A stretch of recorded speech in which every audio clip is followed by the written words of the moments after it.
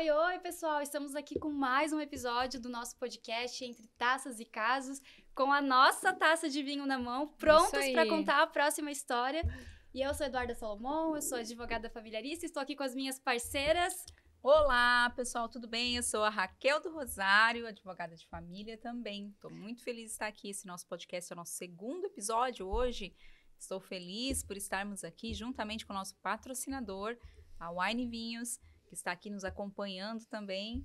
Pamela. Olá, eu sou a Pamela Machado, sou advogada familiarista também. Estou muito feliz de estar com vocês aqui hoje novamente, meninas.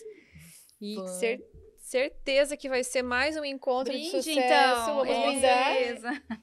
Vamos brindar aqui esse encontro. E sem mais delongas, vamos passar para a história de hoje, que tá babadeira, que Pamela. A Pamela que entrou sem história. Então, meninas, vamos lá.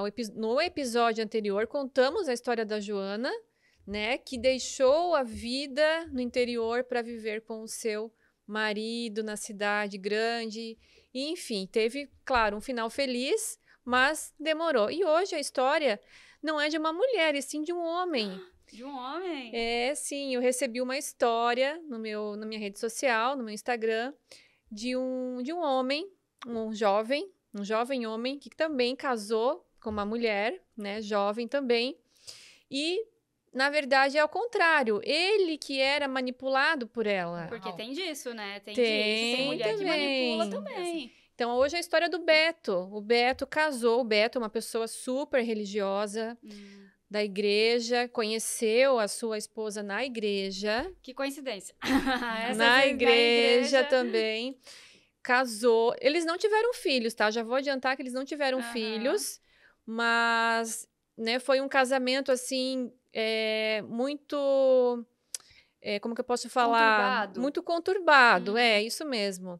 E eles casaram porque aquela história, né? Eles tinham que casar, porque na igreja, namoraram muito cedo, então eles tinham que oficializar, né? Perante as famílias, perante Deus, enfim, o casamento. E eles casaram e o Beto, ele era, como que eu posso falar em outras palavras? Ele era mandado pela mulher. Qual mandado? Ele era mandado pela mulher. E ele sofreu muito com isso por muitos anos, viu? Ele deixou a carreira dele também. Ele deixou os sonhos dele. Mas ele trabalhava. Será que tem algum Beto nos ouvindo aí? Acho que deve ter. Olha só. Deve ter algum. O famoso Beto. O Beto. Não vai ser mais comandado, vai ser Beto. Beto agora. O Beto, ele, na verdade, ele seguiu a carreira da mulher, né? A mulher, na verdade, tinha uma profissão, ele tinha dele, mas ele acabou seguindo a carreira dela, trabalhava junto com ela. Eles tinham uma empresa juntos, né? E o que acontece? Ele era mandado por ela, ele fazia todas as vontades dela e ele demorou para perceber isso. Ele não era uma pessoa feliz, né? Até um certo momento, talvez, ele até achava que era feliz, mas essa relação foi se tornando tóxica para ele. E ele foi percebendo que isso estava lhe adoecendo, né? Então, só um exemplo básico aqui, quando eles saíam para jantar, ela que escolhia o restaurante. Ele não podia escolher? Não, ele não podia escolher. Ele podia estar no bar, tomar uma cervejinha, jogar uma bola? Não, ele não podia sair com os amigos não e podia. assim, ó, Normalmente é o contrário, né? Isso, e ela fazia ele se sentir culpado disso, né? Como se ele estivesse fazendo, talvez, olha, você escolheu esse restaurante para mim, você sabe que eu não posso comer comida com glúten, que eu não posso comer comida pesada, que eu tenho alergia e tal. Então, ele sempre falava, meu Deus, nossa, que péssimo marido que eu sou. Então, ele sempre ficava se sentindo por baixo, né? E quanto tempo que o Beto aguentou? 15 anos de casamento. Meu Deus do céu, coitado. Eles não tiveram filhos, né? Eu não sei o motivo, mas eu acredito, né, pelo que a gente conversou, assim, que ele mandou a mensagem, né? Ou era ele ou era ela que tinha algum problema, assim, né? Realmente que não conseguia engravidar, ela não conseguia engravidar. Mas, enfim, a história do Beto foi o seguinte, ele começou a frequentar daí psicólogo, né? Porque ele começou a ter muita ansiedade, depressão. Viu como psicólogo é importante, galera? Muito importante. Muita ansiedade, depressão. Ele começou a frequentar uma psicóloga e tal. até que ele tomou coragem de se separar. Só que para ele decidir pela separação foi difícil, viu? Porque ele teve que enfrentar a religião, né? A família dele muito religiosa, a família dele extremamente da igreja, o que as pessoas vão pensar, o que vão falar de mim. E não tinha violência física, mas tinha muita violência verbal por parte dela. E ele simplesmente só baixava as orelhas, assim, pra ela. Triste, viu? E aí? Até mesmo porque agora falando dessa questão da igreja, da religião, até mesmo porque na própria igreja, né? Quando você é divorciado... Não pode tomar hóstia, né? Você não tem o mesmo valor. Né? Não pode comungar, não. Claro, depende aí da religião também, mas estou falando da minha experiência, né? Então, você não tem o mesmo valor, parece, né? Você não pode entrar na fila para algumas cerimônias, para algumas questões, né? Da igreja. A não ser que o casamento seja anulado, né? Pelo a família Vaticano. Se sente envergonhada, né? Envergonhada de ter um filho divorciado. Exatamente. E a pessoa fica aguentando aí 15 anos um relacionamento tóxico. E aí, como é que ele conseguiu sair desse casamento? Ele tomou a coragem para pedir a separação, só que, claro, ela fez algumas exigências para ele. Eu tô com medo das exigências dela. Não, detalhe. A advogada que fez, né, essa separação, esse documento todo, era uma amiga dela, né? E ela exigiu, quero assim, dessa forma, senão eu não vou dar o divórcio. A gente sabe que hoje em dia não tem mais isso, né? Não, isso é potestativo. Basta que um queira se divorciar. Exatamente. O direito do divórcio, inclusive em liminar, a gente já consegue pedir, né? O divórcio direto, né? Independe da vontade da outra parte. Independe, exatamente. E então, né, uma condição que ela colocou, além dela ficar com todos os bens. Ai, meu Deus. Todos os bens, ele ficou sem nada. Ela pediu uma pensão vitalícia. Detalhe, eles casaram bem novos. Então, quando eles se separaram, ela era jovem ainda, né? Saudável, não tinham filhos. E ela pediu uma pensão vitalícia de 4 salários mínimos. E ele assinou. Ai, não. Por isso, gente, que quando vocês forem divorciar, consulte um advogado seu. Você pode até fazer, se for amigável, com o outro advogado, mas leve o acordo para que um advogado seu, que não tenha um interesse ali na outra parte, porque por mais que o advogado seja dos dois, aquele que contratou o advogado, não sei, acaba tendo uma influência. Puxando a sardinha pro outro, então, né? Assim, não assine nada que você se sinta desconfortável, porque divórcio, anular o divórcio, uma separação assim, né? É difícil, E aí ele assinou? Ele assinou o divórcio e eles já estavam 7 anos separados, né, divorciados, e ele sempre pagando aqueles 4 salários mínimos. E daí, né, ele, né, comentou ali na nossa caixinha que o que acontece? Ela tem uma vida hoje muito boa. Ela casou novamente, ela tem um patrimônio, ela mora num lugar... Tem esse vinho aqui pra contar essa história. Ela mora num lugar legal, mora num lugar legal. E o Beto, né, por sua vez, também casou novamente, tem filhos também, tem uma nova esposa, é super feliz. Só que aquela questão de pagar 4... Não só pela questão do valor, tá? Mas todo mês ter que lembrar do sofrimento e pagar 4 salários mínimos para ex e sabendo que ela leva uma vida muito melhor que a dele. Sim, muito melhor que a dele, porque o Beto trabalha com carteira assinada, né? Não é empresário. Ela é empresária, casou com um empresário e recebendo. E ele sempre pagou muito certinho, mas chegava assim um dia antes, ela mandava um e-mail para ele: olha, lembra que amanhã tem que me pagar. Imagina isso para ele. Manipulando depois. Como ele é muito da igreja, ele falava: meu Deus, parece assim uma tentação.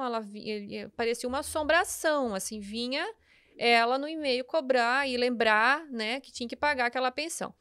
E aí ele perguntou, né, será que se eu entrar com uma exoneração de alimentos, demonstrando que ela não tem mais necessidade. necessidade. Aliás, ela nunca teve essa necessidade, porque ela ficou com tudo, né? Mas que ela não tem essa necessidade e tentar cancelar, né, isso. O que tu acha, Raquel? Ela consegue? Sim, Ele consegue? Com certeza. Olha, e sabe o que No aconteceu? meu entendimento, ele consegue sim. E sabe o que aconteceu com o Beto? O Beto, sim, procurou uma advogada. Ele atualizou a gente agora? Ele procurou advogado? Sim, ele procurou uma advogada. Não, ele fez o processo. Não, ele me contou essa história. Ele fez o processo, ele entrou com a exoneração. A advogada pediu uma liminar para exonerar, porque apresentou minuciosamente todas as provas da condição financeira dela, da condição financeira dele, da não necessidade dela de receber. E o juiz indeferiu a liminar. Ai, gente. Mas calma que tem mais. O juiz, né, negou a liminar, mas a advogada ali, o advogado continuou insistindo naquele pedido, fez recurso, não deu certo, né? O primeiro recurso que a gente faz ali, que é o agravo do instrumento, não deu certo, o agravo interno não deu certo. O processo tramitou ali, foi até... Acabou o processo, né? Saiu a sentença... Enfim, tramitou todo o processo. Todas as instâncias. Isso, não, os recursos internos ali, o agravo interno, não deram certo. Mas na sentença, por cargas d'água, trocou ali o juiz, que analisou o processo e exonerou a pensão. Então, por isso que eu digo, é acordo, né? Quando vai fazer um acordo, observar muito essas cláusulas, porque... todo acordo ele vai ter uma consequência futura, que às vezes é muito difícil. É comum, inclusive, vir casos para a gente tentar anular acordo, como nesse caso do Beto, foi uma exoneração. Mas nós recebemos muito também casos de anulação de acordo. E como é difícil você anular algo que foi consentido entre as partes maiores, capazes, né? Exatamente. Então, assistidas, né, representadas ali por advogado. Então, é muito difícil. E olha só que impressionante um caso de um homem, né? A grande maioria, né, dos casos são mulheres ainda, é a parte mais vulnerável realmente. Mas nós temos, sim, casos muito reais de homens. Mas que interessante esse Interessante. Porque, veja só, ela não teria nem direito aos alimentos, se você for parar para pensar. Não, se fosse um processo litigioso, nunca que ela iria conseguir. Né? Então, muito provavelmente, ele estava sendo manipulado há muito tempo, né? Uma pessoa narcisista, pelo que você está falando. Ela né? jovem, saudável, tinha uma profissão.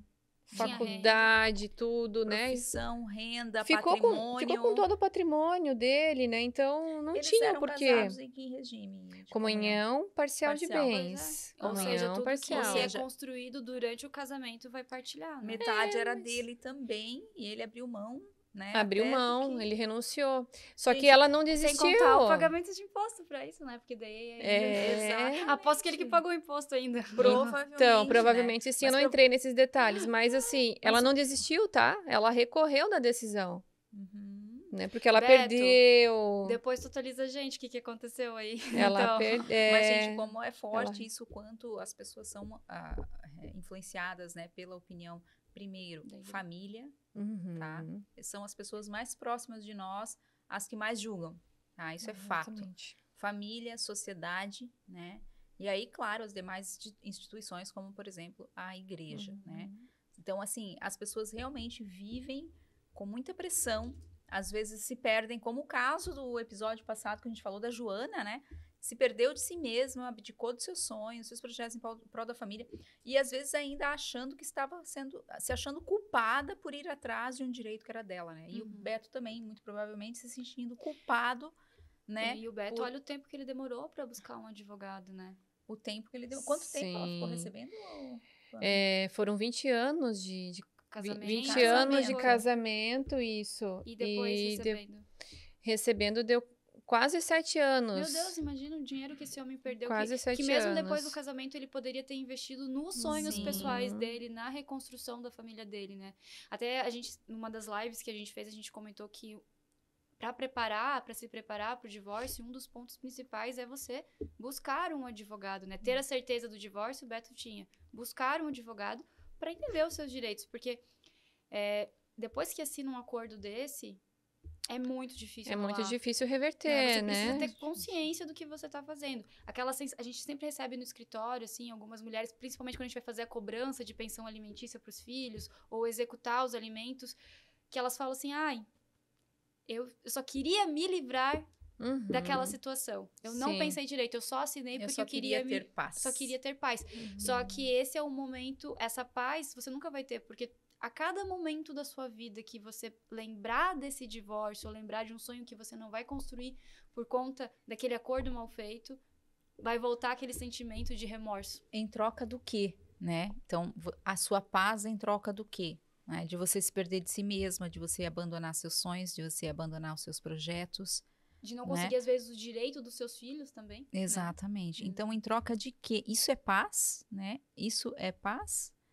E o Beto tá muito feliz hoje, viu? Ele tá com uma nova esposa, filhos, então tá vivendo assim um casamento que ele sempre quis, né? E, né, felizmente conseguiu se libertar aí dessa assombração do passado. Que bom, né? Muito bom. Então, foi essa a história, Essa né? foi a Meu história Deus do céu. A história essa de do... hoje. A história do Beto aqui deixou a gente com calor, né? Porque, meu Deus do céu, um acordo Ainda bem que nós feito, temos né? um vinho aí pra degustar. Ai, graças a Deus, né? Todas essas histórias que às vezes nem que é difícil de engolir, né? Essas histórias. É difícil de engolir. Até na nossa profissão, no dia a dia, né? Quando a gente acha que já sabe de tudo, que já viu de tudo, não, aparece sempre Não tem cada história. Alguma pérola. Tem sempre cada chega, história. Né? Casos de família. Então Pode é ser. isso, né? Então tá, meninas, essa foi a história de hoje. Eu peço pra vocês que, se vocês quiserem que a sua história seja contada aqui, mande nas nossas redes sociais. Exatamente. Que a gente vai contar ela degustando um belo vinho. Quem nos segue nas redes sociais, deixa a sua história lá no direct, que nós vamos ler todas, tá? Nós temos um momento da nossa semana que a gente tira pra isso. Nós vamos ler todas as histórias. Tá sendo difícil escolher uma história, né? Porque, olha, histórias são muito tá boas. chegando muita história lá pra nós. Isso, E a vamos gente selecionar fica, a mais polêmica, né? Vamos selecionar, Mas contem essas histórias, vão no nosso direct, coloque lá. E quem sabe a sua história vai ser contada aqui no nosso podcast Entre Taças e Casos, juntamente conosco e com essa bela taça de vinho. Isso aí. E até o próximo episódio, meninas. Até. Tchau. Tchau.